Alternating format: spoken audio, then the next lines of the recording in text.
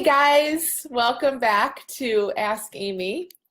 I have my very festive background here behind me. So I hope you're getting in the holiday spirit. Today we have a question from Clara. Clara says, Dear Amy, first of all, I want to thank you for your little book, A Big Change, in your videos. They were life-changing for me and my relationship with food and my body. Awesome, you're welcome.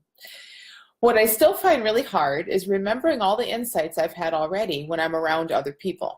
I'm a very shy person, or at least I always thought so.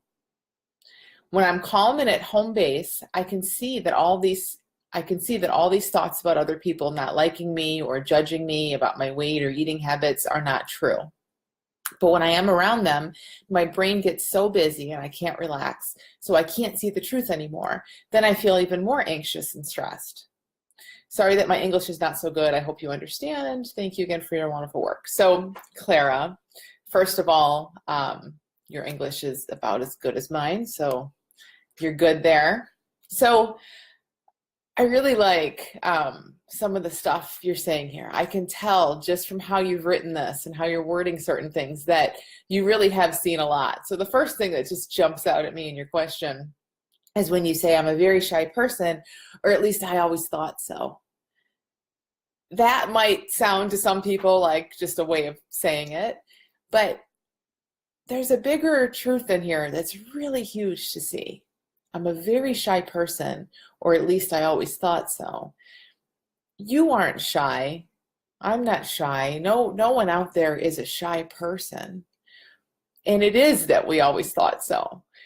So we live in this world of habitual thinking coming to life within us moment to moment all the time. And habitual means habitual. It means in certain places, around people, situations, just out of nowhere, our minds, our little personal minds, I'm talking about our brain and our memory and all that little physical stuff that's within each of us, it tends to go in a certain place.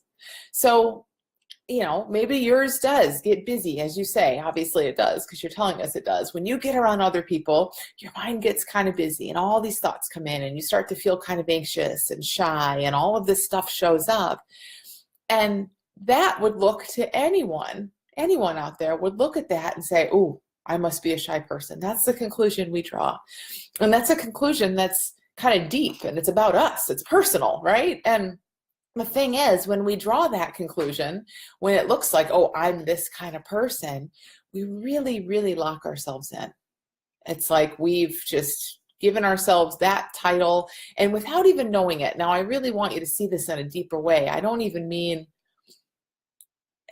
it's subtle. It's subtle. There's a lot in that. When we just think of ourselves, oh, I'm this kind of person, I'm that kind of person, we are going to see things and react to things and feel things and do things and take things seriously in certain situations that we otherwise wouldn't.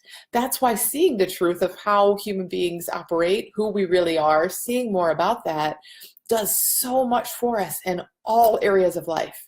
It's not about just taking this to one little problem. It's like when we see no one is a anything kind of person. It's not possible. We are just spiritual beings having this thought come to life, brought to life by consciousness, moment by moment by moment. And because we're human and we're so caught up in this and have been our whole lives, we identify with that. We take it on. We say, ooh, this always happens. I'm this kind of person. I think this kind of way. And we get, it gets really sticky and it feels like us and we get all misidentified with it. But that isn't the truth of it. That's just how it looks to us. That's part of the misunderstanding. So the more we start to see, oh, it's not possible for us to be any kind of person. Now our mind goes in certain ways. Again, we have habitual thinking, feelings, whatever, but that's not set in stone and it's not about the kind of person we are. Suddenly we start to have a lot more freedom. And you start to notice times when, you've been around people all the time, Clara, when you aren't anxious and you aren't feeling shy. I know you have. Everyone has. And you've had lots of times when you are. And that's okay too, because now that makes sense in a bigger way. So it's awesome just to hear you say, this is just in your first paragraph here, I'm a very shy person, or at least I always thought so. Huge to see that.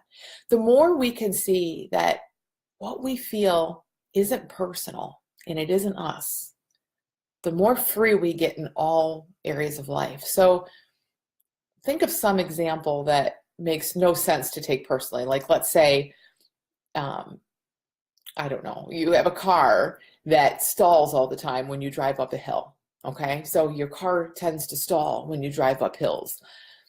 You wouldn't take that personally. That's not like, oh, here's my big car issue and I need to go to therapy and talk about my car issue. It's the car. That's just what it does sometimes when you go up a hill. Okay, what if you could see your own experience that way? All of us. Like, what if we could see our thoughts and our feelings and our habitual little things and these little traits like shy and this and that? What if we could see those a little bit more like how we would see a car that tends to stall? Or if you live in the Pacific Northwest, the weather that happens, or if you live in the Midwest, the weather that happens. Like, we don't take that on as personal. It doesn't look like us. It's just what happens. Now, it's so hard. I get it. It's so hard at times to do that with our experience because it's happening within us. It's in your head.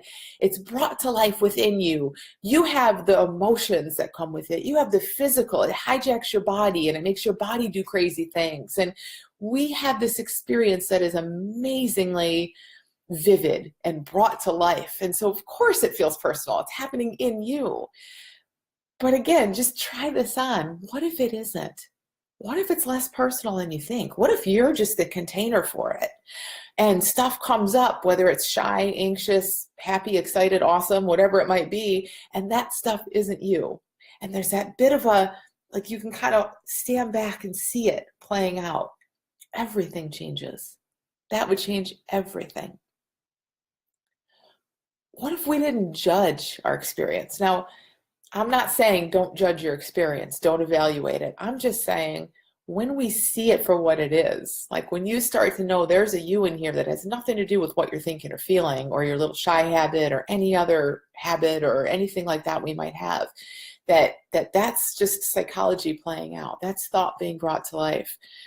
But we are the calm, peaceful, wise observer of it. When we start to feel that, it doesn't make sense to judge it in quite the same way, to evaluate it. Again, it would be like saying, I love snow. Snow is good, but rain is horrible. It's the same thing, just showing up in a slightly different form. I mean, you might think you have a preference for one or the other, but it doesn't really make sense to say one is good and one is bad. I love inhaling, but I hate exhaling. It doesn't really fit. It doesn't make sense. So imagine, Clara and everyone else, what if we could see that with stress, with anxiety, with shyness? Like, what if anxiety was just a different costume that energy wore, like the flip side of calm or peaceful? But it didn't make sense to call one good and one bad. See, we're so caught up in, I want more of this and less of that. This is good, this is bad.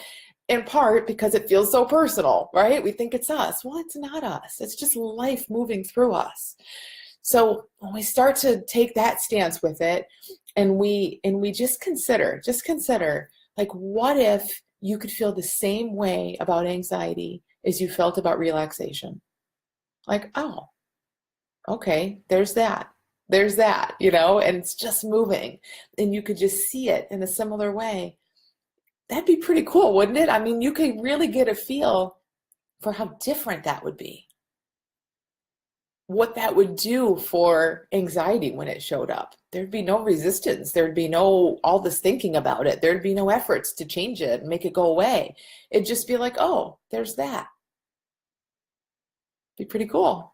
And it would really change things a lot. So Clara, I would really encourage you to see if you can see your shyness or your kind of shy thinking habit in a similar way. Yeah, it's stuff that comes up when you're around other people. That's okay. It's not, you're not doing it. You're not making it show up. It's just what moves through you sometimes, but the more you can kind of hold back from it and let it move through you and see it as just a different form of energy, I know that's going to start to shift it for you. And I bet some big change is going to start to happen. So let us know. I hope this has been helpful. Thank you so much, Clara, for your question. And please send your questions. Anyone who has any topic, any question you have, anything you would love to hear a little discussion around, please send them to AskAmy at the Little School of Big Change. And I will be back here next Monday, maybe with my Christmas tree in the background, Santa in the background back there, to address your questions. So have a great week.